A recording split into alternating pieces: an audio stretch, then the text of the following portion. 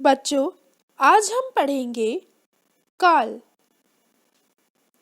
जिस रूप से क्रिया के होने के समय का बोध हो उसे काल कहते हैं। काल के मुख्यतः 3 भेद होते हैं: भूतकाल, वर्तमान काल, भविष्यकाल। काल को तीनों रूपों में लिख सकते हैं।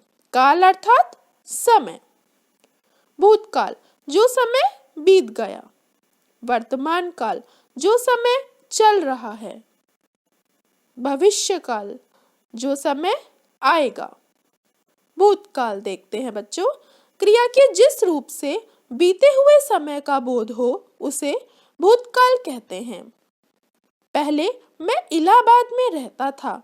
वहाँ की गंगा का शीतल जल मुझे बहुत भाता था। गर्मी में रोज शाम को हम नहाते थे और मन को मोहने वाली आरती को देखते थे। क्रियाएं बीते हुए समय में हो रही हैं, अतः ये भूतकाल है। भूतकाल के भेद।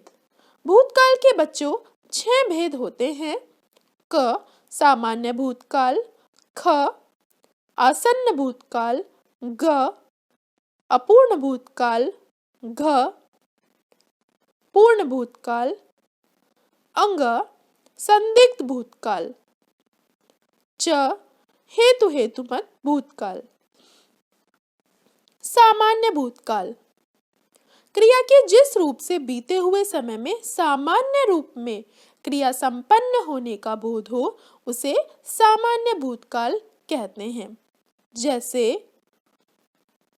बच्चों ने खेल खेला, प्रधानमंत्री ने भाषण दिया।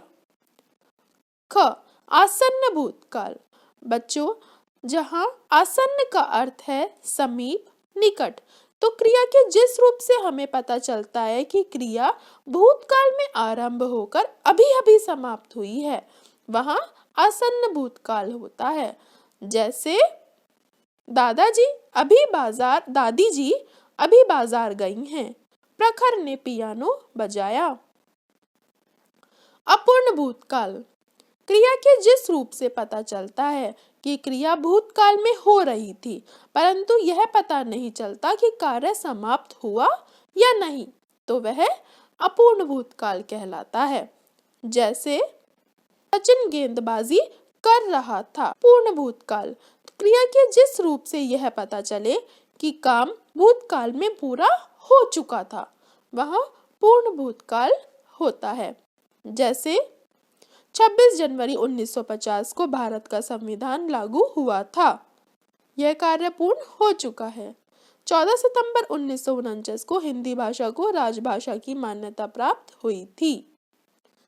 अंगा संदिग्ध भूतकाल, बीते हुए समय में जिस काम के होने के विषय में संदेह हो वह संदिग्ध भूतकाल होता है। जैसे अक्षय पुणे पहुंच गया होगा, धोनी का शतक पूरा हो गया होगा। हेतु हेतुमत भूतकाल, बच्चों जहां भूतकाल की एक क्रिया दूसरी क्रिया पर आश्रित होती है वहां हेतु हेतुमत भूतकाल होता है। जैसे यदि परिश्रम करते तो कक्षा में प्रथम आते, अपने आप को स्वच्छ रखते तो अस्वस्थ नहीं होते। वर्तमान काल, मेरे पापा ऑफिस में काम कर रहे हैं। मैं आज लक्ष्मीबाई का अभिनय कर रही हूँ। इन वाक्यों में बच्चों काम अभी चल रहा है, क्रियाएं हो रही हैं अभी, अतः हमें वर्तमान काल का बोध हो रहा है यहाँ, तो ये वर्तमान काल है। वर्तमान काल के भेद।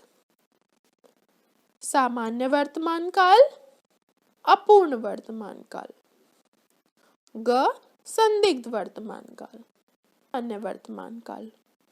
क्रिया के जिस रूप से उसके वर्तमान काल में सामान्य रूप से घटित होने का पता चलता है वहां सामान्य वर्तमान काल होता है। जैसे निबंध लिखती है, चिड़िया आसमान में उड़ती है। अपूर्ण वर्तमान काल, क्रिया के जिस रूप से पता चलता है कि क्रिया अभी समाप्त नहीं हुई, अभी चल रही है, वहां अपूर्ण वर्तमान काल होता है। जैसे सुशील साइकिल चला रहा है। सुप्रिया टीवी देख रही है। संदिग्ध वर्तमान काल, क्रिया के जिस रूप में वर्तमान में क्रिया होने का संदेह हो उस काल को संदिग्ध वर्तमान काल कहते हैं। जैसे जी ऑफिस से आ रहे होंगे, विदुषी स्कूल जा रही होगी। भविष्यकाल, मेरे पिताजी का स्थानांतरण अब आगरा हो जाएगा, मैं आगरा के विद्यालय में प्रवेश लूंगा। इन वाक्यों में क्रियाएं आने वाले समय का होने का बोध करा रही हैं, अतः ये भविष्यकाल की क्रियाएं हैं। भविष्यकाल के भेद: सामान्य भविष्यकाल, ख संभाव्य भविष्यकाल। सामान्य भविष्यकाल, क्रिया के जिस रूप से आने वाले समय में सामान्य रूप में क्रिया होने का बोध हो उस काल को सामान्य भविष्यकाल कहते हैं। जैसे अपूर्वा गाना सीखने जाएगी, हम विद्यालय जाएंगे। संभाव्य भविष्यकाल, जहां आने वाले समय में क्रिया होने अथवा करने की संभावना का बोध हो उस काल को संभाव्य भविष्यकाल कहते हैं। जैसे शायद मेहमान कल आ जाएं, संभव है कि मैं प्रथम श्रेणी में उत्तीर्ण हो जाऊं।